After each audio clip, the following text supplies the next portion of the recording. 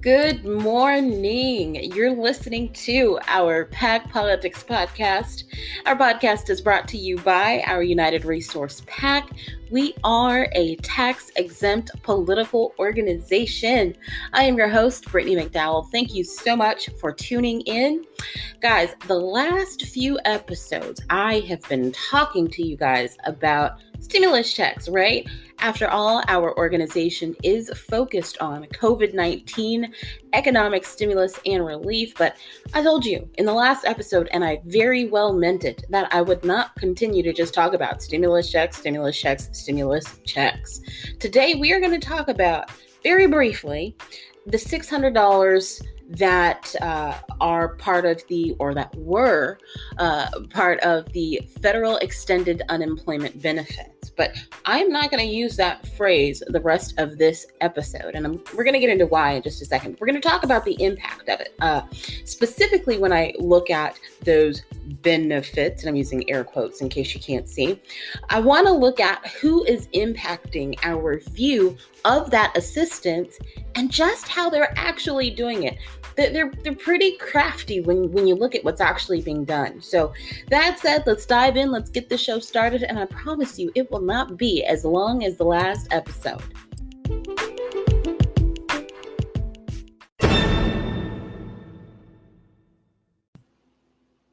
Let's get right to it, shall we? So speaking about the impact of that $600, which is what I'll kind of call them at this point, everyone pretty much knows, unless you've been living under a rock, that we've had a significant number of Americans, somewhere around the 30 million, not 30,000, not like 30 of your homeboys, but 30 million Americans have been receiving an extra $600 in unemployment benefits per week. Now, they're no longer receiving it. This was passed with the first coronavirus economic stimulus package, the CARES Act, and it expired on July 31st. And I had referenced in an earlier podcast, I don't remember which one, but referenced in an earlier podcast how the University of Chicago very early on came out with a study that talked about how for most of the recipients of the $600, they were pretty much making more than they were with that $600 benefit, more than they did. They were making more money than they did when they were working full time. Okay. So that started the shaping. Well, I'm not going to say it started because there was kind of already a conversation of almost regret for having passed the CARES package from some politicians. But when this study came out from the University of Chicago, it only kind of enhanced. It's a curious word, right? Consider what those $600 were. The $600 was an enhancement, but that the study from Chicago enhanced their conversation, their desire to kind of frame the $600 in a very specific way. Here's an interesting fact, though. According to MIT, they have something called a living wage calculator. And I want you to keep this in mind as I am kind of having this conversation with you. When you look at the actual true living wage, not for all, but for some and most Americans, most people are really only making about $16.54 per hour. And I know in some parts of the country, that's like, oh man, that's a lot of money. That's a good living, because here people only are accustomed to making, X, Y, and Z per hour. But when you consider that, I don't want to get into that type of conversation because we can really go down a rabbit hole and talk about why in certain places and so on and so forth. But I state this fact because another follow-up fact is just as important, and it's the fact that no state has a minimum wage that is that high, at least currently. So in the link, in the description box below this episode, I've referenced a link. I've provided you with the link to MIT's living wage calculator, so that way you can see it for yourself. But I think that's an interesting fact to kind of keep in mind as we have this conversation around that $600 per week. It's like when you just kind of sit for a second and you really think about the fact that, because I think that $600 per week was shaving out to like $25 per hour or something like that. And I can see how some people might want to frame the situation a certain way, but when you think about what our reality is, and unemployment benefits are not the reality. When you think about the fact that the reality is $16.54 on average per hour, but no state has a federal, even like in, those very super expensive places. I'm not going to name them, but they don't have minimum wage that high. But anywho, so last month, not even a month ago, the federal unemployment extended benefits, which I told you I would stop saying that. I need to stop calling it that, and I'll tell you why in a second. That form of assistance ended last month on the 31st, and for a lot of people, considering the facts that we just talked about, it actually gave a lot of people a chance to breathe. Speaking of breathing, I'm going to stop breathing for a second. Well, not stop breathing, but I've got some wonderful hot chocolate. I'm going to take a sip of it real quick. Oh man, that feels amazing.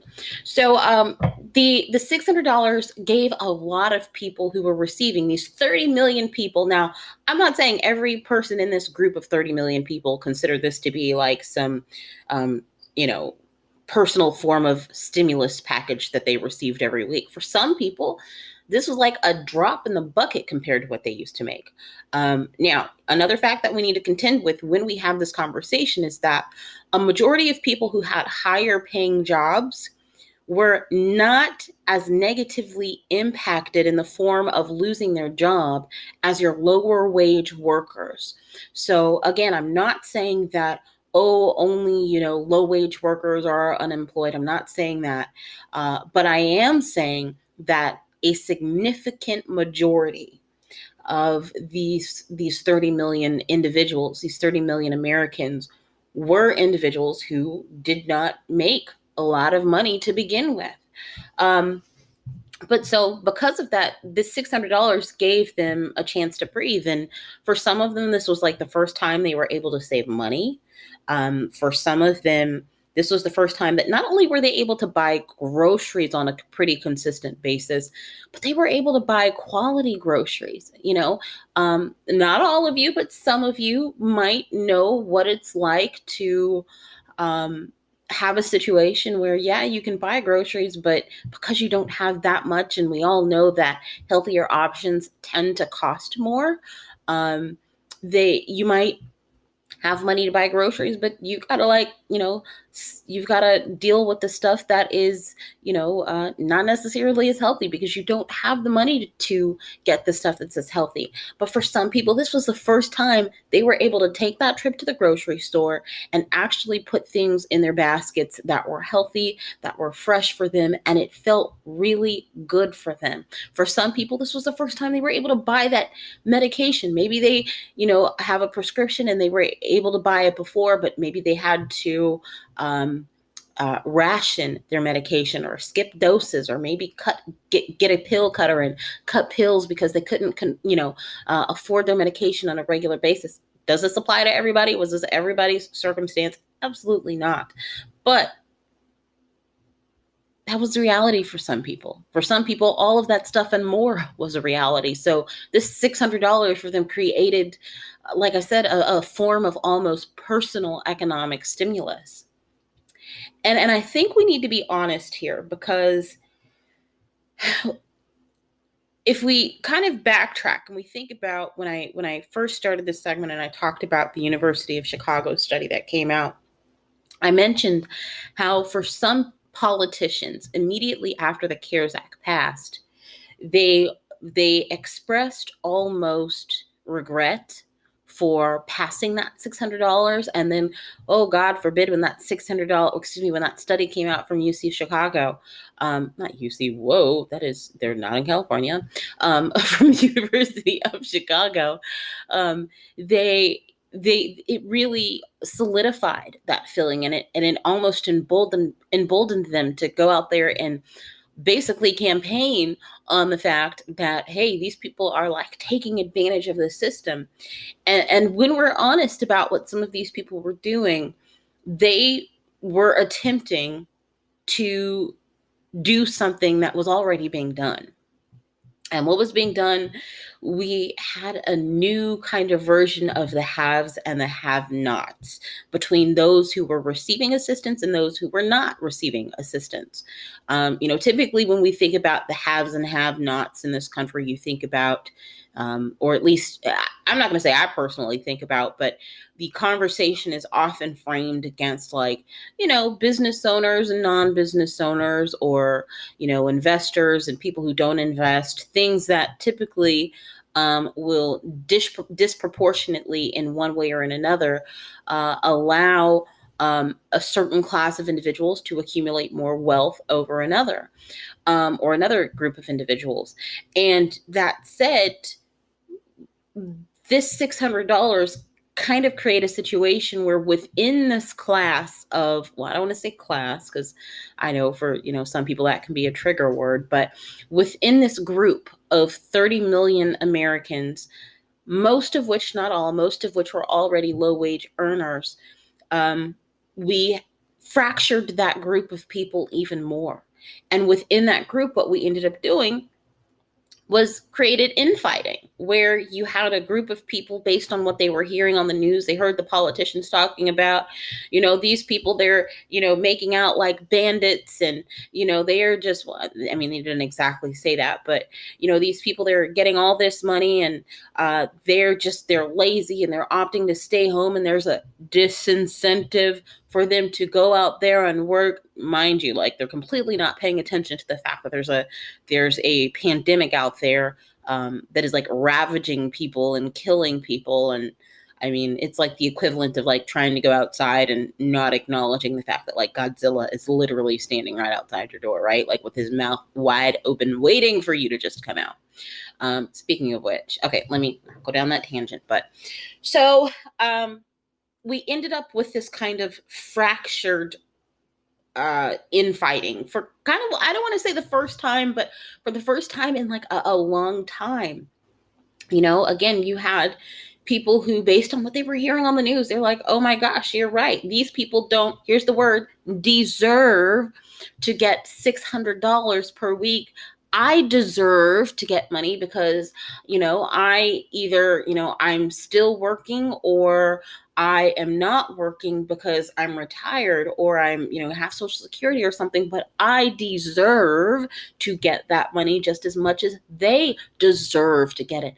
And what you started to see when you're honest about the conversation that was being had at that time, and even still going on, the conversation was around deserving these benefits. And I think that that's not only dangerous, but that's crazy.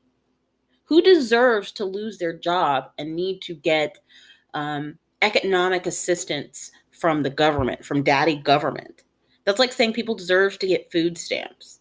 I mean, for some people, that are, maybe not able to provide for themselves through no fault of their own, maybe through some sort of accident they've had that, of course, let's assume that they didn't cause it, because if they caused it, oh Lord, they don't deserve to get help, right? But, or maybe they were born with some sort of physical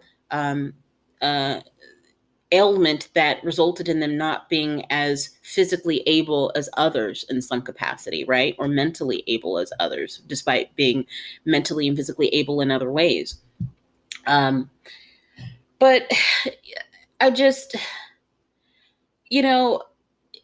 this was a sad situation, and it still is a sad situation when you think about, again, we are associating assistance with deserving the assistance. And quite frankly, it's something that this country has always done. Now, if I am going to be honest about this conversation, I cannot detach the fact that one of the issues we used to focus on as an organization was welfare reform. Now, did we want to see reform to the system? We absolutely did. Now, I don't want to, go into that conversation, not because I'm trying to run from our previous positions on certain issues. Obviously, I wouldn't have brought it up if I, wanted to kind of act like it didn't exist. But we did take some positions on welfare reform and some of the programs we considered to be welfare. That some may, say if they know about it and say, well, how can you talk about deserving when, you wanted to maybe put more restrictions on food stamps or housing assistance? I can gladly have that conversation in another episode, but I want to remain here in this moment where we're talking about the $600 and that economic benefit, as some would call it. Because when you think about it, for some people, they were accustomed, and I'm not even talking about the people who were just receiving the $600 in assistance due to the pandemic. They were really accustomed for a majority of their lives to just barely making rent. Now, and I'm not even talking about people with mortgages. I mean, that's almost a whole different class of people if you can afford a mortgage, right? But people who were renting, people who had no ownership in the places that they were living, they were barely able to make their rent. You can read study after study after study where the poorer a person is, more of their income goes just to meet basic necessities. They're spending 50, 60, 70, 75% of their income just on their homes. Dude, I promise, I think I mute stuff, but apparently I don't. Sorry about that.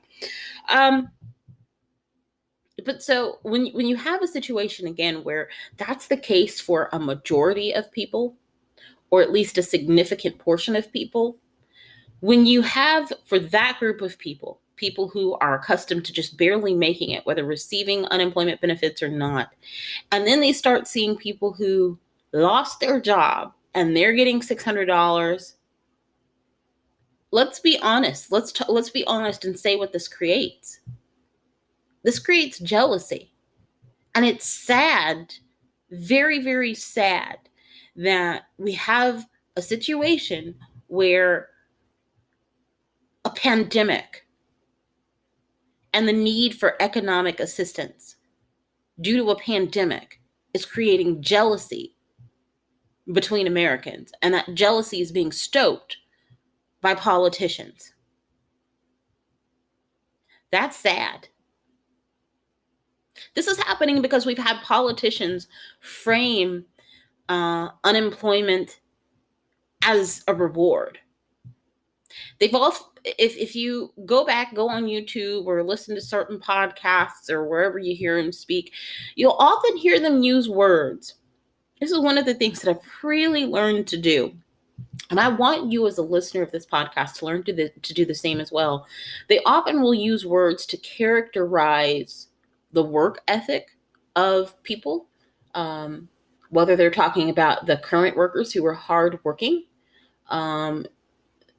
But if they don't support giving financial assistance to those who are currently unemployed due to the pandemic, they will not use words like hardworking. They'll only use it to talk about the people who are still working because they were hardworking enough to keep their job, despite the fact that there's a pandemic, right? Maybe they just made a different choice to get in a different field where it's not necessarily as impacted by the pandemic. Maybe they made a different choice to work for a different company that, had profits that they had personally nothing to do with that allowed them to keep their job.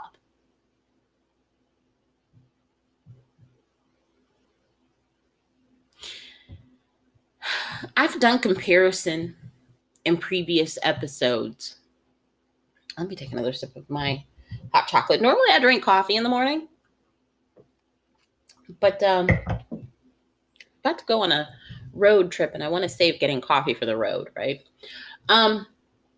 But it's not even a road trip. I'm taking someone to an appointment. But when you look at previous episodes and you look at the fact that I have tried to compare the conversation we have about companies and specifically providing economic stimulus to them, I try to compare it to the conversation that we have about providing economic stimulus to individual Americans. And notice when we talk about providing economic assistance to individual Americans, who have lost their income through no fault of their own because there's a pandemic, we frame it as rewarding them.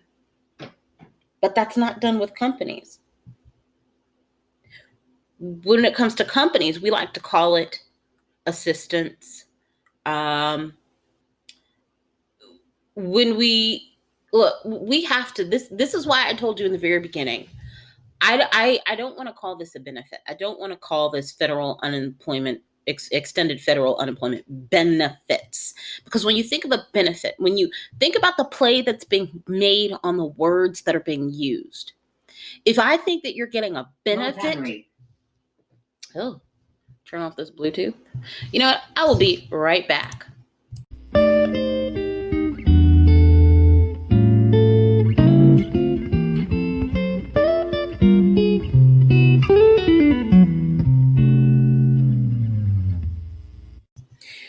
You know, this podcast is not going to be known for the content that is produced. It is going to be known for the fact that I continuously have interruptions. I'm so sorry about that. So getting back, and let me wrap up my point here, because I really was not intending for this to be as long of an episode, but going back to my point about no longer calling this a benefit and thinking about the play that is being made on words. When I think about a benefit, I think about somebody receiving something that they didn't necessarily earn. It's a benefit. It's go sign up for benefits. Who do you envision when I say the phrase they went to go sign up for benefits? In your mind, what did the person look like? We're not going to even talk about, class or race or anything like that for some people it may have come to mind. But think about the personality you think about when you think about the person going and signing up for benefits. Or it's a very different mind frame that you have when you think about benefits compared to the conversation that the words that are being used when they talk about providing assistance to companies. They don't really use the word assistance, nor do they really use the word benefit. Can you honestly think of the words that the word or words that they commonly use when they describe the financial assistance? They say we've got to help these companies. But they don't use words like give the company, we're going to give these company benefits. They may say assistance, but that's quite frankly because assistance, although assistance still does for some people and in some way have a negative connotation, considering that, welfare tends to be called like assistance, it is not necessarily used in the same way or to the same extent that the word benefit is used.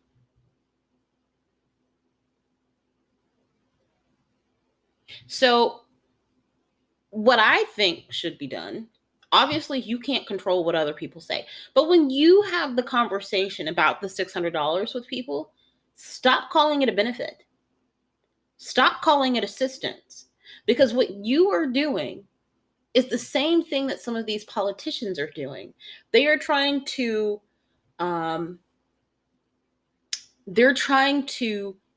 subconsciously implant in your mind negative connotations about the economic stimulus due to COVID-19. I know economic stimulus due to COVID-19 is, or maybe if you want to count 19 as a word, 4 or 5 words, depending on how you count it, rather than just saying one word like assistance or benefit.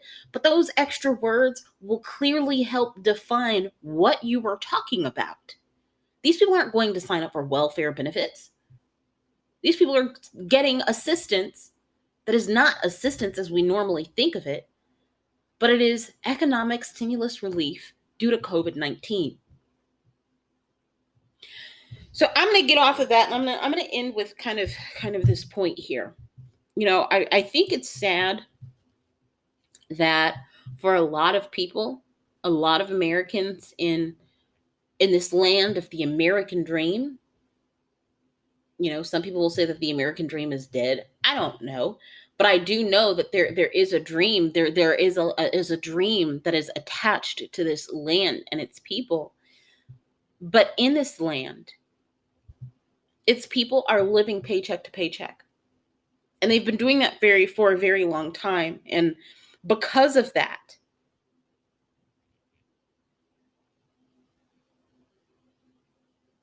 this $600 or $1,200, because some places they'd get paid every 2 weeks instead of every week, it provided them with more money than they ever got in like a single paycheck.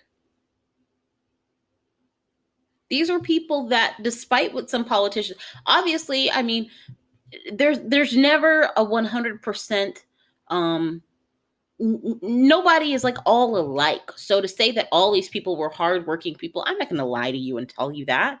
But I'm also not going to lie to you and tell you that all these people were lazy people who wanted to quit anyways. Yeah, so I'm not going to even tell you the percentage of it. I don't know, but I know that some of them were probably lazy. And some of them were hardworking people that probably liked their jobs and liked the people that they worked with, like the culture of their company culture. They liked showing up on time. They liked chilling with their, not chilling, but they liked, sitting in the break rooms with members of their team. These people are being made to feel as if they're taking advantage of something. Are we doing the same for the companies that are receiving assistance? Or are we doing the same for companies that are receiving benefits? Now, look, I'm going to tell you, this is not, I don't just host this podcast, okay? For our organization, I am our president on our board of directors. I founded this organization and I serve as our chief executive officer. And that said, this is not my first go around. So I'm not saying this as somebody who has a personal vendetta against business or who doesn't understand, for instance, that a lot of times, people talk about, oh, business owners, they make so much money, but people don't talk about the fact that for most of these people for years, if they have a team, they pay their team before they make a dime from the work that they do. They go into debt to make it happen. I understand that. So it's not that I am coming at this conversation and I'm constantly talking about, oh, see how they're doing the business. I don't have a personal vendetta against business. I am like a really big supporter of business, but I'm also a really big supporter of the American people. And I understand that sometimes we have to have honest conversations that may not necessarily directly impact me. These people are not taking advantage of anything. Hold up, let me walk that back. Some people are. And if our unemployment system works as if it's supposed to, these people will be held accountable for taking advantage. But when it comes to the conversation we have about these people, and if we compare it to the conversation we have about these companies, let's be honest. Look, I'm done. I just want to say, out of all of this, whether you're talking about the conversation, the thing that I think is the most sad here, the most troubling, is that $600 being paid due to needing economic stimulus and relief due to the pandemic created by COVID-19, coronavirus, is very, very sad that this and all the hell that it's brought, all the destructions, all the lives that it's taking, the fact that it is killing an American every 80 seconds, this is not our politicians, but this is what has created a situation where for many, they were able to pay their bills easily for the first time. That is freaking sad and pathetic.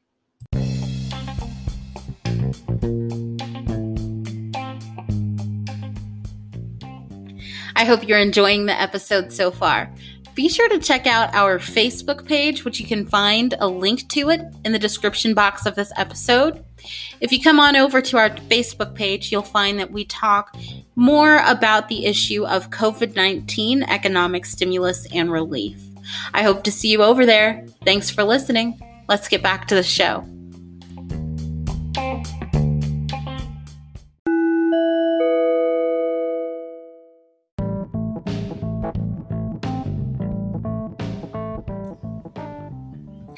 Hey you.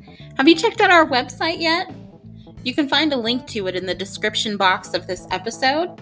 Over on our website, you can learn more about who we are, what we do, the issue of COVID-19 economic stimulus and relief, where we stand on the issue, what we want to see. You can learn more about the policies that we support and oppose that are connected to the issue. You can even check out our latest blog posts. You'll also be able to contact us if you wish. Check it out.